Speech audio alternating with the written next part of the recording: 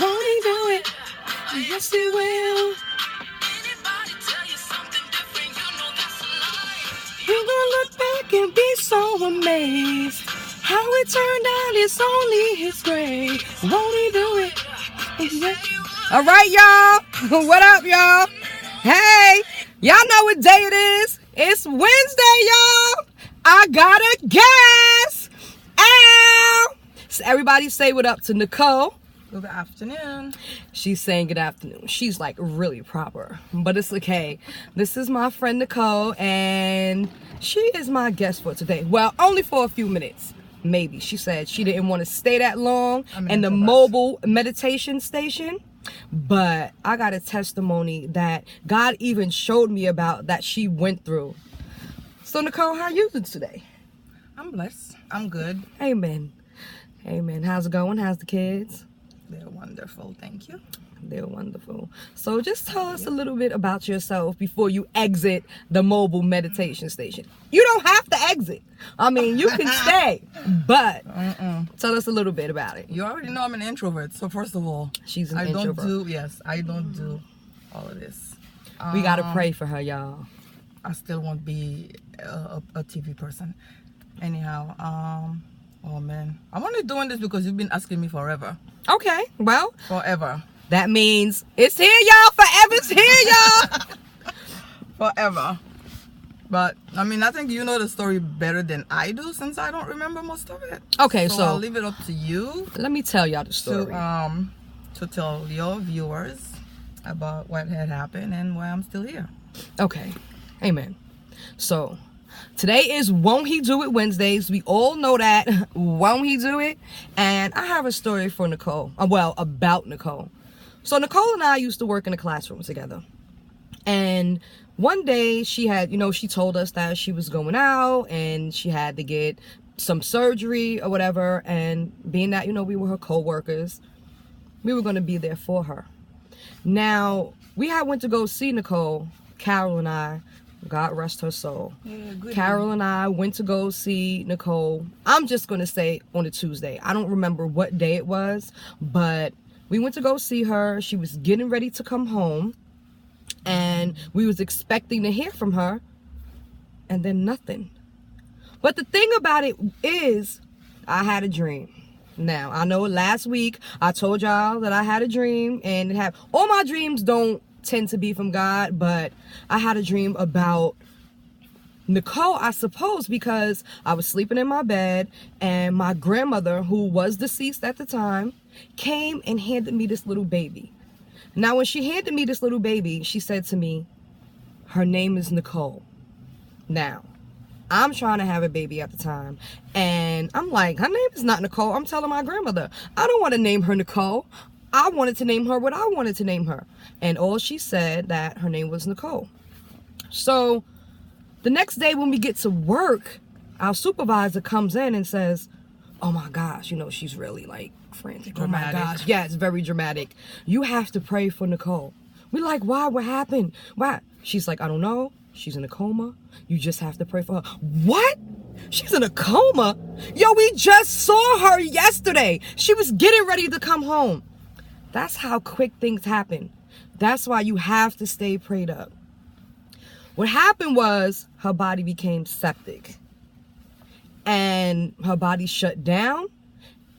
And she just was not living on her own. She had machines hooked up to her. She had to learn to walk again. She had to learn to eat. She had a feeding tube. Yeah. I mean, not to become real graphic, I just want to tell them, like, she couldn't even go to the bathroom by herself.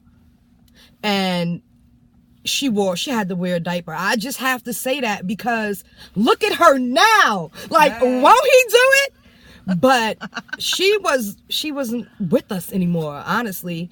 And we prayed for her. But the thing was, I was kind of nervous, like, what is God trying to tell me? I thought she was going to die. Really, I did. I thought she was going to die because she came and gave me this little baby. But after everything was over, it was like my grandmother was telling me that she was going to get another chance at life. It was probably a rebirth. That's what I consider it to be. Yeah, because you was gone. Like, for real. Well, yeah, they did kind of were planning my funeral a little. I mean, I'm really happy to see you here now, and I'm glad it is a testimony. I'm glad you get to come on my show and halfway tell us what happened. But God is amazing. We prayed for her. Carol Good, God rest her soul, was up there every day with her. Hey, Tatiana. She was up there. She was combing her hair. She had feeding her, doing her nails. She was doing everything. That was well done, my good and faithful servant. Yes. But Nicole is here with her. She had to, therapists that we worked with had to teach her how to walk again. Could you imagine? Nicole walks, Nicole talks, Nicole shops. Nicole, I mean, she is a really good person. She a little bougie, but we love her. Hi. But I just want to tell you that God is good. He is so amazing. I watched her not able to speak, she didn't even know we were there. Nope, I didn't. She had no clue. And God showed me what was going to happen. So I just want to let all of you guys know. Won't he do it? Yes, he will. Won't he do it? Anything else you have to say for the people, Nicole? About life, about a second chance, about what God has done for you? I mean, I'm thankful and grateful that I got to see my kids once again, because my youngest son was like 2 years old. Right. You know, he was just a baby, and my oldest was going on 7. So it was, I think I fought a lot because I didn't want to leave my children. Right. You know, it's kind of hard when you have kids and other people are taking care of them. It's not the same thing as, you know, you being there physically for your children. Right. So, you know, I think that's one of the main reasons why I fought a lot. You know, I wasn't gonna give up.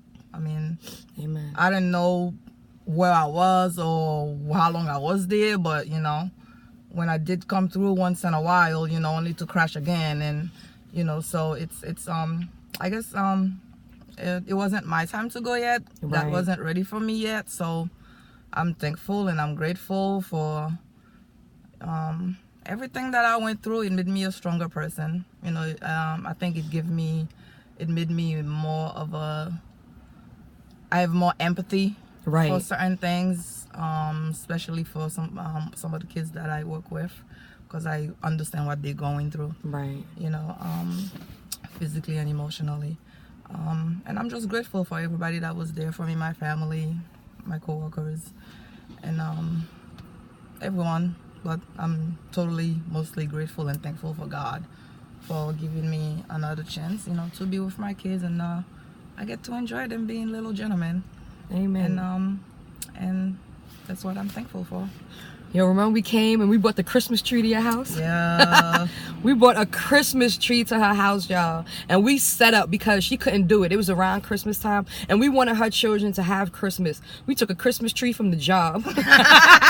the small one.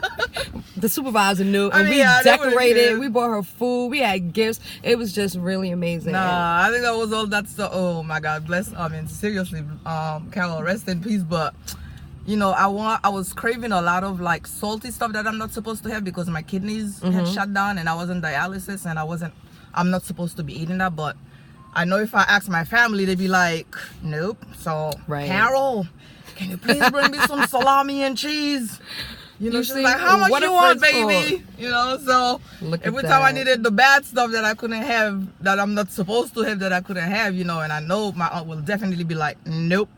You know, so I'll text Goody. I'm like, and then she'll bring it, you know, and I think I've spoken about that on Facebook before because that's like one of the memories that I had. Like, I'm like, yeah, okay, I remember doing that for my grandmother when she had diabetes, right? And she always wanted something sweet, but she's not supposed to. But I'll be the one sneaking it to her.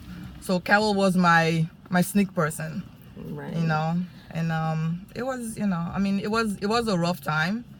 You know, how many and years all of this was, How many years? That was like, that was 2000. I went to the hospital in 2005. I came out 2006. I was there for a few months, you know, and then I did rehab for a year, and then I did dialysis for about 6 months. When I came out, when I was in the hospital, I don't know. I guess they started doing it when I was there. It was a long process. Right. It was draining. It was, traumatic. Because But won't he do it? It was, but it was. I came out of it. He did it. And But you it was nothing major. Just a lot of time people have to recognize, the sign. They have to know, especially us Black people. Okay. We have to know, like, to learn to know our bodies when something is Telling going us wrong, when something is done, going wrong. because Absolutely. it was the simple gallbladder surgery. Mm-hmm. I had gallstones because I have sickle cell disease.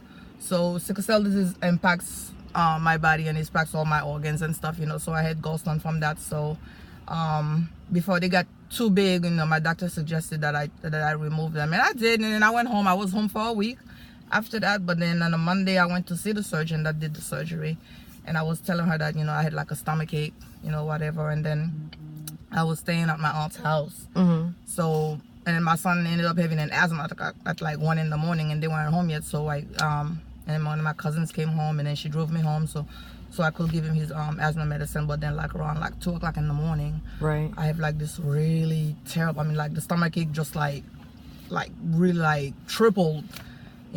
At first I thought I was having like a sickle cell crisis in my stomach. I'm like, no, that doesn't feel like sickle cell. It felt like something was just like eating my inside. Right. And then my kids, like I said, they were little, and I was calling them.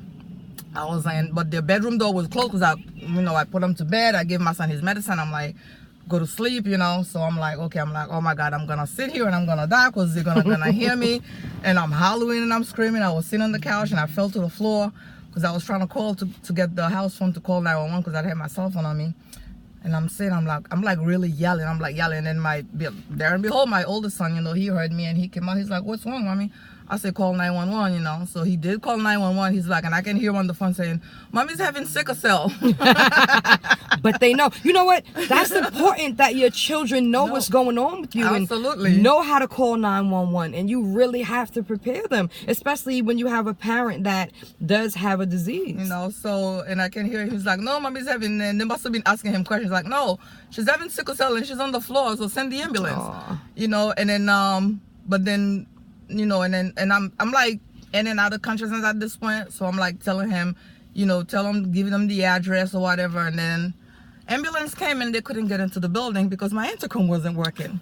So for another half an hour, I'm screaming and hollering, and I'm like, okay, I don't want my son to go downstairs, by himself to open the door. Right. So finally, I'm calling, and the EMT called me on the cell phone, but then when I called the cell phone, it must have been his girlfriend's cell phone. So she answered. I'm like, I heard her voice on the voice. I'm like, oh man, seriously, I'm just gonna lay there and die. I'm like, no, that ain't gonna happen. Not today. So not Why today. we do it? So I'm like, Elijah, go wake your brother up, put his shoes on, get a bag, throw some snacks in there, get clean underwear, get clean shirt, and then I'm like, pack your bag. I'm like, cause I'm leaving here and I'm not coming back in here. So, and he looking at me like, what in the world? I'm tired. I'm like, the devil tried to not let you come back. So I'm like, okay, let's just I'm like, pack your bag and pack your brother's bag. And, he's sleeping, he's tired, he's looking at me like, he's like, okay. So I'm like, wake your brother up. And then finally, I don't know if somebody was coming to the building, the EMT came. So now they got there, they're like, what's going on? And I'm like trying to stay awake. I'm trying to talk to them, what's going on or whatever. And he's like, but he's not talking. He's not listening to what I'm saying to him. That was another problem. He wasn't listening to what I was saying. He kept telling me that, well, you have sickle cell, when you start getting the symptoms, you should have called 911. And I'm trying to say to him, I'm like, this is not sickle cell. Right. I said, I know my son say, and I said, I know my body, I know the signs of the crisis. This is not sickle cell. I just had gallbladder surgery. I think something else is going on there. Right. It's not sickle cell. He's like, but he wouldn't listen. So I lost my patience. I'm like, listen, I'm trying to tell you, this is not sickle cell. Right. So finally, they did my vitals or whatever. I told him what happened. I'm like, and he's like, okay, let's go. They put me in the chair. He's like, I'm like, no, I ain't leaving my kids. I gotta drop them off to the babysitter first. And he's looking at me like, what? I'm like, I gotta take them to the babysitter.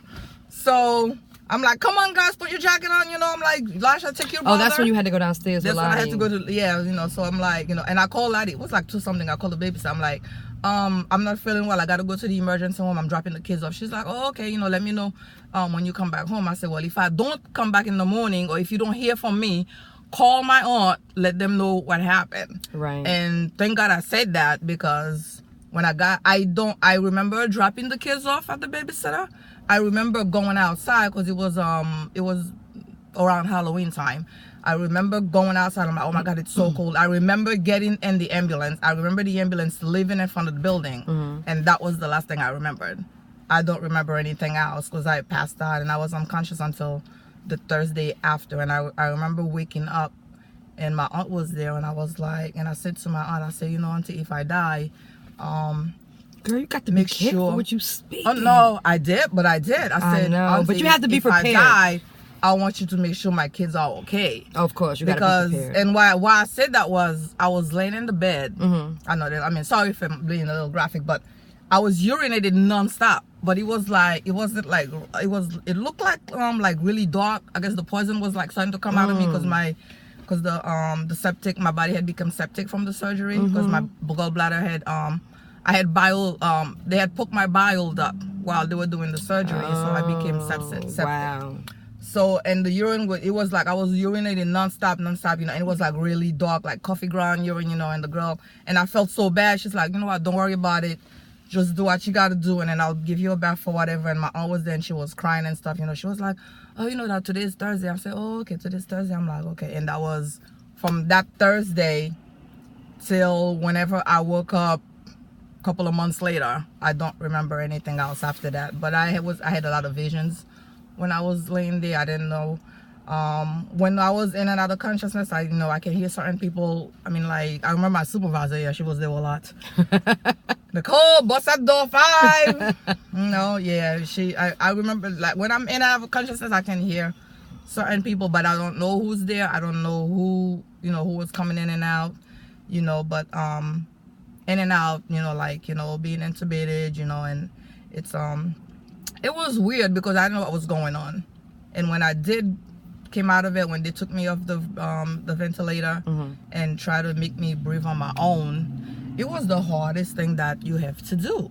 You see how you breathing now, you're not paying attention, that you're not even aware of it. Right. But when you off the intubator and they're like, breathe, and I'm like, it felt like I was inhaling fire because I was trying so hard to breathe. But now it's like you just do it automatically. You know what? These are things that we take this for granted. We really do take this for granted. You don't think about it, and it's just like so. You know, I'm like, oh, okay. When you do it, you just do it.